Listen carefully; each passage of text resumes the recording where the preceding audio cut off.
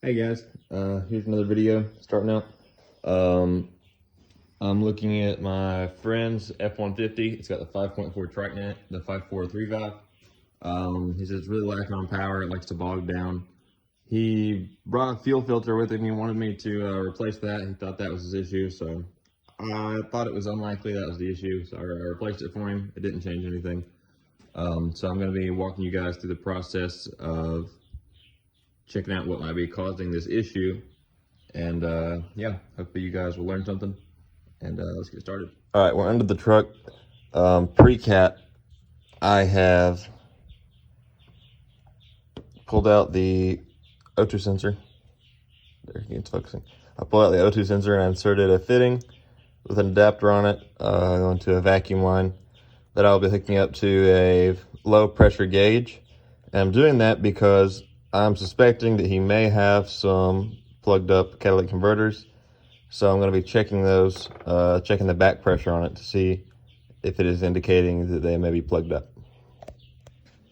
All right, we have our low pressure gauge hooked up and connected with some vacuum line. See,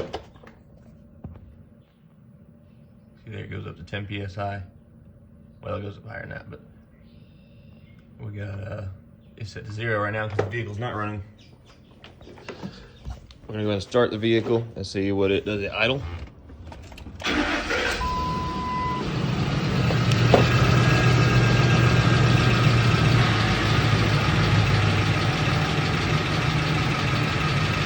See, it's barely doing anything at idle. I don't have someone to sit in the vehicle and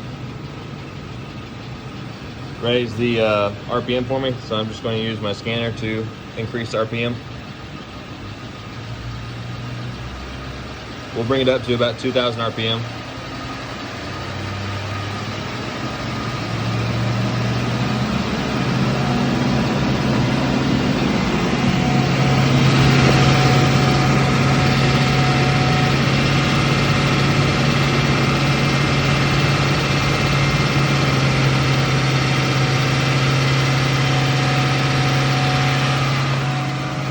See, it's barely doing anything. Our exhaust rack pressure is barely coming up, so that's good.